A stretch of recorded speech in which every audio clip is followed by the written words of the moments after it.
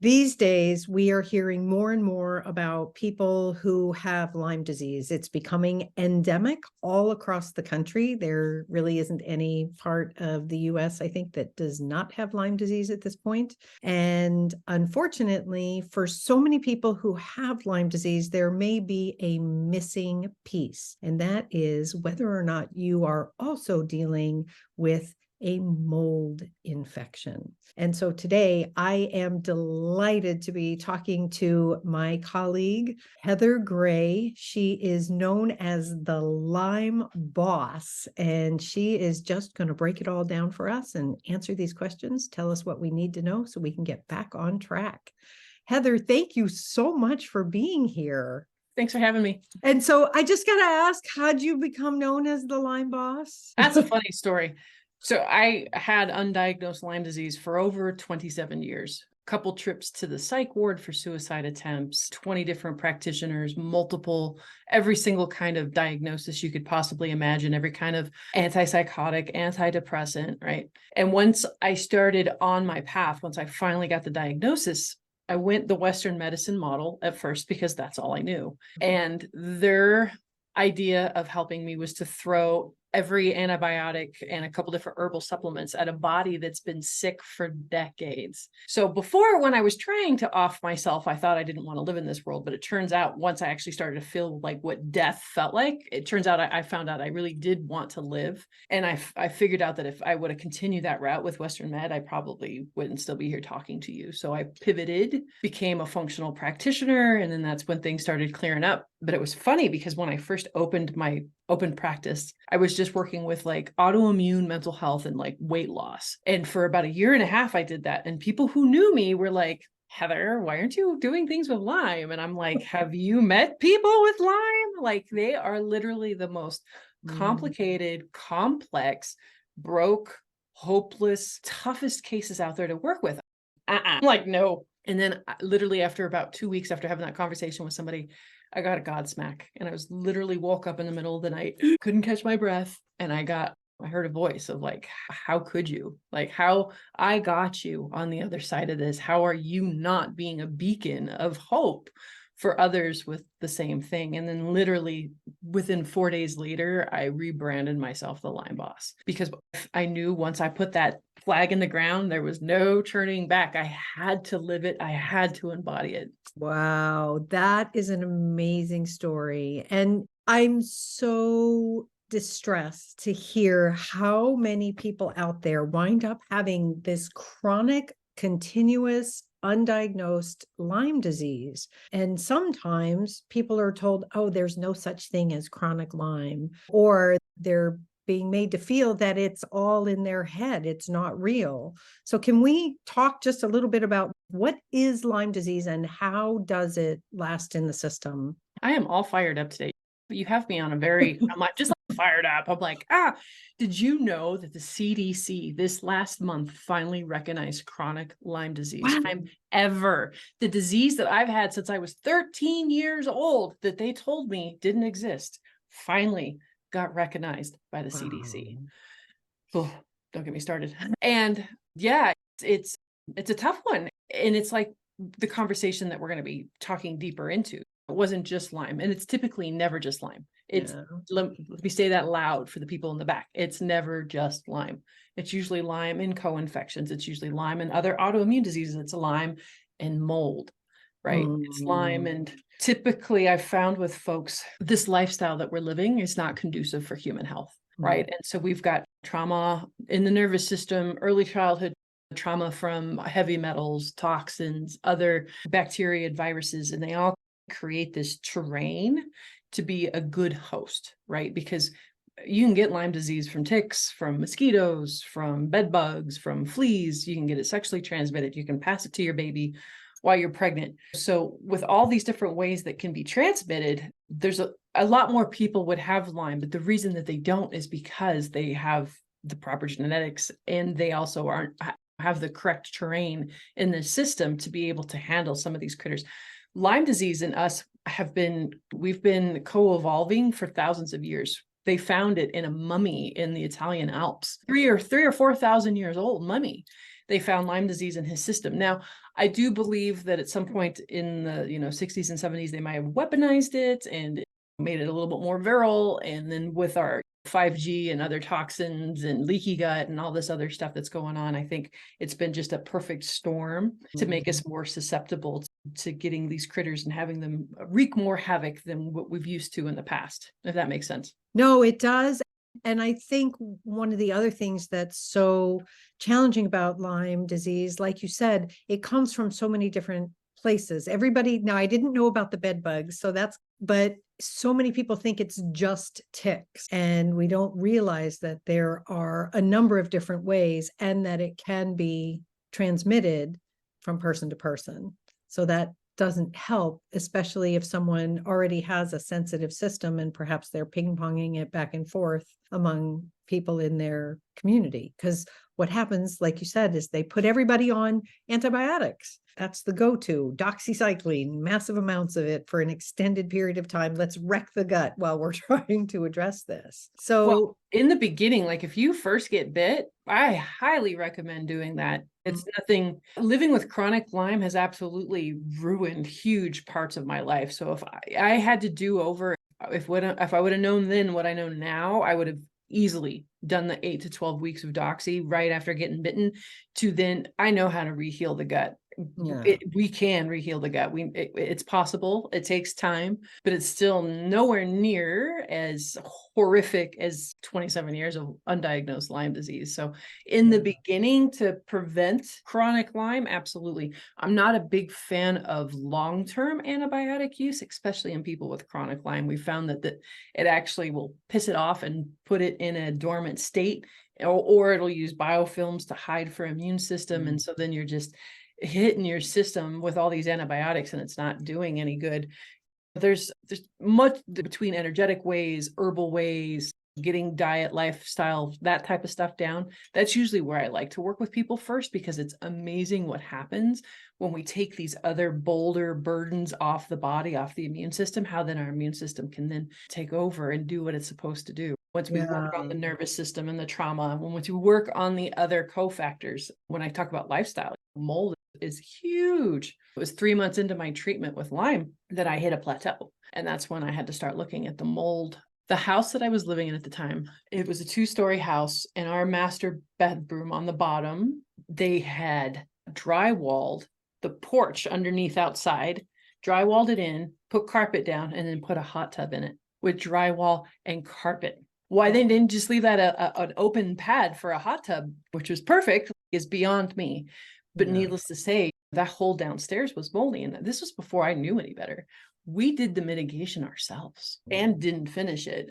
My kid had multiple suicide attempts when we lived there. I would just flat melt down and lose it. I remember one time in particular, I was out at a parking lot. I was left to go grocery shopping and I froze in the car. I couldn't get out of it. And I just called up my ex-husband at the time, just bawling, frantic, just talking gibberish, just manic. He had to come and rescue me and talk me down off a ledge. And there were multiple times that things like that happened when we lived in that house, and hasn't happened since. So mold, I think, is a lot more insidious than Lyme is sometimes, because I think it's harder to get away from. We're talking about people's home. Yeah. Right? So let's talk about mold for a second, because I think one of the biggest challenges we have is that so many people do live in an area where perhaps you think you've gotten it, but it's still there. Those spores can migrate very readily when they're disturbed. And that happens a lot during the remediation process if you're not doing an encapsulation. And there are so many different species of mold. So can we talk about some of the impact that mold can have on the body? It was funny. It made me laugh because I went to Mindshare this year in Arizona. So Arizona I actually found to be some of the worst areas for mold in the buildings, because they're running their AC 24/7.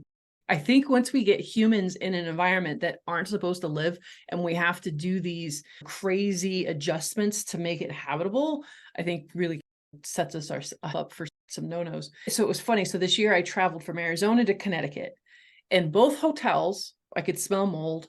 Arizona completely kicked my butt. I gained like 10 pounds of water weight in 4 days. My brain was gone. I would forget words, like it was the whole thing. Connecticut it smelled different, the mold, and I didn't have as bad as reaction to it. So I said, you know, how people are like a wine. Oh, there's certain oaky notes of blah, blah, blah. I'm walking into a room and I'm like, oh, that's got a certain note of Streptococcus, blah, blah, blah. But in this one, naming off all the different species of molds, but the one in Connecticut didn't bother me at all. So I think it is just like you said, some of them are really toxic to us and some of them are more of they just smell bad and they might have a little load on your detox system, but not, your body should be able to handle it. But those are the three big barriers to health that I ask everybody before I start working with them is, have you been tested for mold? Are you living in mold? Do you have cats, and do you have sleep apnea? Because all those three things, like we could have the best diet, the best lifestyle, the best supplements, the best everything. But if you've got these three things, like healing is only going to happen minimally. You have to address the mold. And I'm one of those. A lot of those with chronic Lyme also have the crappy detox pathways, right? People talk about a detox bucket. I actually think I have a detox thimble because it doesn't take much for me to be overflow. And then I'm the canary in the coal mine. I react to everything. And that's why we can have 4 people living in a house and one person is deathly sick and the other 3 aren't bothered by it because genetically they can handle a bigger load of toxins. And yeah, it's horrible. It was funny because we didn't have this problem earlier on because we used to use lead paint. And lead paint, and that's why we use lead paint, is because it actually was a natural mold kill. Yeah. And then we got rid of the lead paint because of obvious reasons. And then now we're having issues with mold again. And we keep building these houses with the perfect food for mold. Like we got away from brick and some of the other stuff when we've got drywall and wood. It's crazy. And I also want to take a moment to point out for anyone who's listening, my understanding is it is not possible to live a life where you have no mold exposure whatsoever, because it is all around us. The goal is to make sure that you are not living in toxic mold. And as you so rightly pointed out, to make sure that your system is well balanced so that you can handle whatever is coming at you. But now let's talk about the combination of Lyme and mold together. Like how do you heal if you're trying to address both things at one time? Layers. It's layers. It's a marathon. It's not a sprint. When I tell people, especially those that have been sick for a really long time, like I don't sugarcoat things at all because I don't want to waste people's time and I don't want to waste people's money. And it's happened to me, especially in the business world. I got caught up in the beginning of earn 6 figures in 3 months when you blah, blah, blah, blah, blah. And I see the same type of marketing when it comes to getting healthy. And I tell people if they see that stuff, they need to run because it's not possible. And I'm not like trying to plant seeds of doubt in your head, but I'm just being realistic. If you've been sick for 27 years and your brain's not working, your gut's not working, your liver's not working, you're not pooping properly, you're not sleeping, like we have to go at these in layers. Otherwise, you're going to get really sick. You're going to get worse. Like I said, typically I start off with, first off, making sure your drainage pathways are open to begin with, making sure that you can detox, because I usually start my story off with, I was born full of shit. Right? Like how many of you as kids remember being constipated? I remember sitting on the potty when I was 4 years old for so long that my feet would fall asleep because of how constipated I was. Oh, that's so sad. It was my first experience with the medical establishment putting Band-Aids on symptoms, right? They were just throwing thick, nasty oils down my throat, stool softeners, but no one was trying to figure out why this 4-year-old was constipated. Few early childhood trauma. My uncle had committed suicide that year. I think it triggered my autoimmune celiac as well. So I'm eating a standard American diet, which we call the SAD diet. And then I'm possibly celiac at the time, and then early childhood trauma.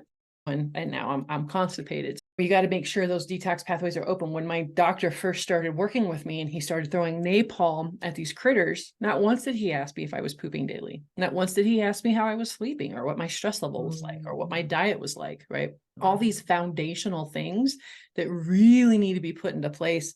You got to build the host up a little bit before you start to go to war with them. Because like I said, my body was nowhere near strong enough to go to war. And a lot of people, that's where they'll start. And that's why I'm over here screaming, going, stop focusing on treatment. Focus more on mindset and lifestyle and detoxifying your environment and then the body. And it's steps, it's Yeah. stages. And like you, I'm a huge fan of the add before we remove philosophy, because we do need to build those healthy habits and those holistic frameworks before we start picking apart what's going on. Absolutely. Diving into the holistic side a little bit, I know one of the things that you do a lot in your practice is you incorporate things like bioenergetics. Can you talk about what that is and how that can be helpful or supportive to someone who's dealing not just with Lyme or mold or both, but even there's so many ways that bioenergetics can be supportive for our overall human condition? Absolutely. So it's funny. We were all brainwashed that Western med was God. And then as we started unraveling things, now it's functional medicine because they talk about they get to the root cause of the symptoms. And that partially is true. And then I've found digging deeper that if you don't address the bioenergetic field, if we don't address how we're responding to Earth's magnetic field and is our heart in coherence with our brain's magnetic field, we can measure our magnetic field. We do that with our heart with an EKG. You can do that with the brain with an EEG. And all these things need to be in concert. They need to be synchronized. They need to be, what's the word I'm looking for? Coherent, right? In order for things to work properly. Again, you can have the best supplements in the world. You can have the best diet in the world. But if your bioenergetic field is not coherent, those things aren't going to work to their full potential. And so there are different scanners that you can use. There's different mantras. There's different visualizations, meditations, tuning forks, sound, light therapy that can help balance out your bioenergetic field. Things like getting your feet on the ground, the bare ground, 20 minutes a day can help balance your bioenergetic field. There's a lot of really cool, simple practices. I like to I've got my grounding rocks to help with EMFs, and that helps me when I'm at my desk. So there's a lot of different techniques out there to help, but I highly recommend looking into that. And it also kind of helps with resetting your nervous system, because that was a huge part in my healing process, was addressing the nervous system, right? You can't have somebody who's sick for 27 years, who's stuck in fight or flight, get better. And I would get better with my functional work, right? I did the best diet, I did the best supplements, and then I kept relapsing. I was like, what the heck's going on? I must need to do it a little harder. So then I would dial down even deeper. And it wasn't that at all. It was, I needed to learn how to get my nervous system out of a tiger chasing me into rest and digest so that my body could heal. And so that's where a lot of that nervous system resetting work, a lot of the bioenergetic work, emotion code, body code, those types of practices can help you dig in a little deeper without actually having to relive the traumas, because my traumas were so bad from childhood that I blocked them all out. I didn't remember any of my childhood below the age of 17 for decades.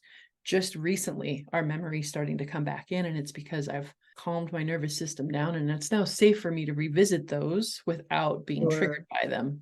Wow. And I think one of the things we tend to forget, unfortunately, many of us have been sold on this, if this, then that mentality, there's a pill for everything and that'll just fix it. And so learning to dive deeper and incorporate some of these other strategies is so important. And then we also have to remember the foundations, which of course, you know, as the ingredient guru, starts with food. And I know you have a cooking course that you share with people. Can you talk a little bit about that? What's included and why that's so important for someone learning how to address their Lyme and or mold issues? Absolutely. So like you said, it is diet is foundation. Even in FDN, my certification, we have a Dress for Success product protocol, and it's diet is the D, right? That's step one, because you cannot leave, even if you got awesome talk therapy and you're on these beautiful supplements, but then if you go eat McDonald's and you inflame your brain and you inflame your gut, you're just counteracting all the good stuff that you're doing. And it was shocking to me, because I always grew up cooking, and it was shocking to me how many people were like, when I would tell them I need you to eat whole real food, they'd be like, I'm sorry, can you use that in a sentence? Like they didn't even know where to begin. Or I would tell people I'm paleo and dairy-free, gluten-free, corn-free, and they're like, what do you eat? And I was like, okay, forget this. So I made a cooking. Yeah, like a delicious, amazing food. Like we do not feel deprived in any way, shape, or form. Like it's amazing, the delicious, yummy food. When I show people how to use 3 different tools in the kitchen to make these delicious, healthy meals in like 20 minutes or less, Oh, because that's I awesome. don't have time to slave away, even though I like to cook, because there's a lot of people actually don't like cooking. I like to cook, and I still don't want to spend more than 20, 30 minutes at a pop in the kitchen. I just don't have Yeah. time for that. Who's got time for that? That's amazing. Heather, it's been really wonderful to talk with you. Thank you so much for being here and for sharing your wisdom with us. Folks, I will put Heather's link down below so that if you need more information or you want to connect with her, you can.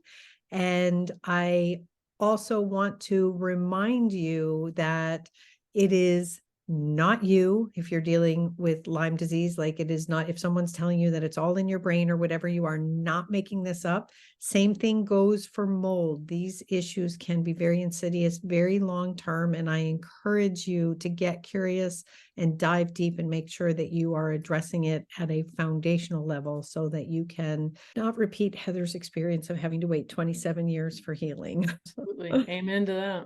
Yeah. So thank you again for being here. I appreciate you. And for everyone who's watching, remember, as always, in all we do, make today a healthy day. Bye, folks.